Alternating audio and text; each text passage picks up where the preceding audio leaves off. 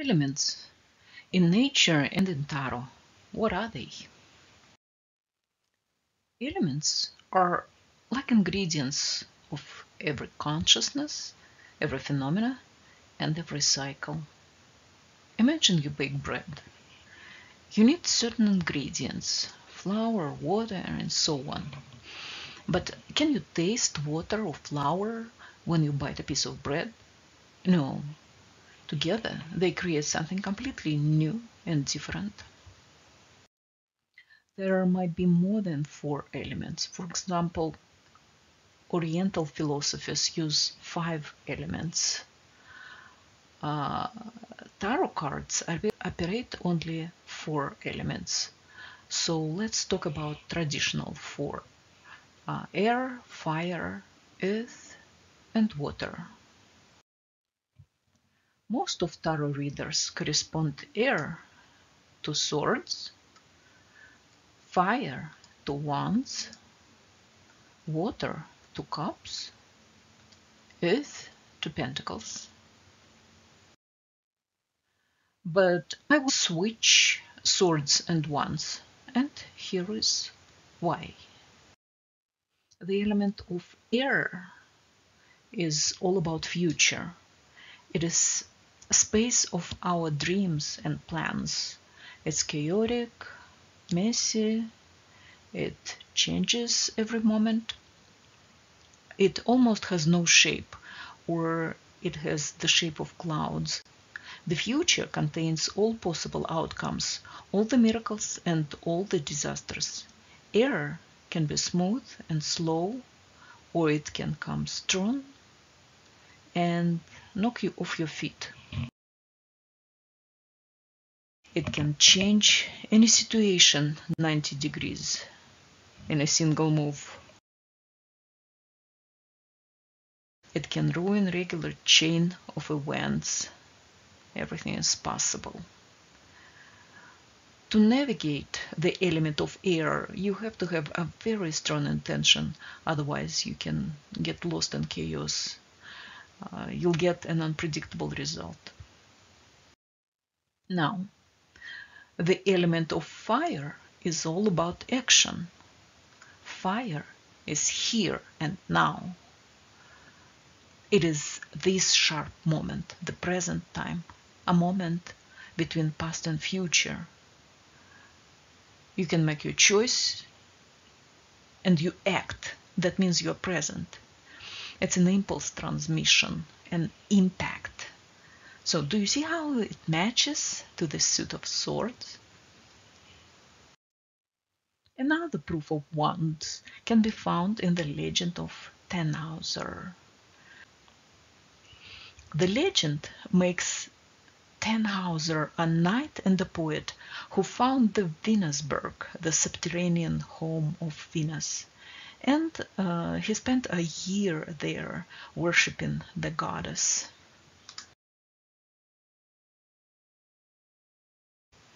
After leaving the Venusberg, Tannhauser is filled with remorse and travels to Rome to ask the Pope Urban IV if it is possible to be absolved of his sins. Urban replies that forgiveness is impossible as much as it would be impossible for his papal staff to blossom. So Tannhauser left, and 3 days after his departure, Urban's staff bloomed with flowers. Messengers were sent to retrieve the knight, but he was nowhere to be found. So you see how the impossible becoming possible is symbolized with this blooming cane, the magic wand. I must mention that no matter how you call wands and swords, most tarot readers still read energies right, because your spirit guides who give you information about present and future energies adjust to your own symbology and perception. course, earth and water elements are less controversial. Water is cups. But it's not only about feelings and wandering emotions. It's mostly about past, memory, gathered experiences. Something that you overcome become your own experience. Gives you stability, balance, steady flow. You're not prone to sudden influences and rush reactions if you have rich past behind you. Been there, done that.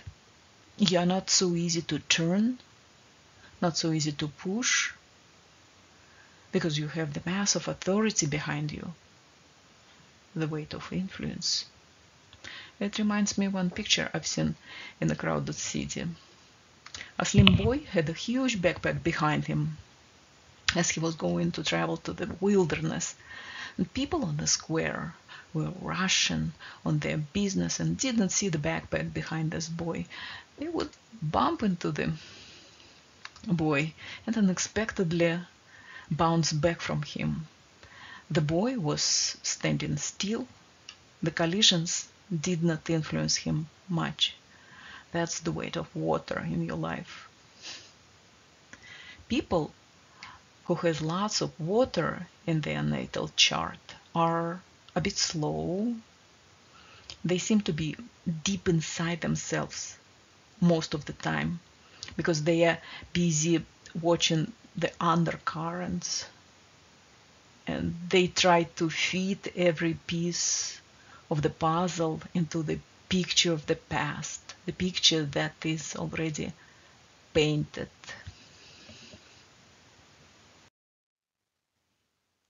The element of earth describes structures, distribution density in space.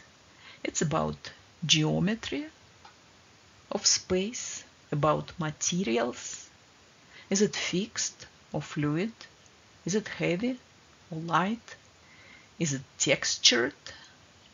Is it homogeneous and uniform or patchy and spotty? That's about materials, about structures of your organization, structure of your book or report, about every personality structure. All of these are properties of the element of earth. Unlike air, fire, or water, earth does not contain time. It's not about past, present, or future. It's timeless. Structural properties tend to hold on to its carrier forever, or at least for a long time, unless destroyed by external influences. Now, every single person, event, country, every phenomena contains all four elements, only in different proportions. They are cycling around each other, creating life, creating beginning, process, and completion of every cycle, and even a little pause for assimilation and internalizing before the new beginning. Every cycle starts with air. Among infinite possibilities and chaotic outcomes, the blowing wind creates a corridor. That's the corridor of your intention. After that, it's the time for action, for execution, the fire time.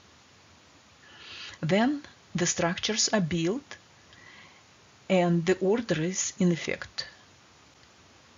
This is the time of earth, the way how this machine works. And at last, water. Everything you worked for becomes your past, your experience, your wisdom. That prepares you for the new ideas and the new cycle.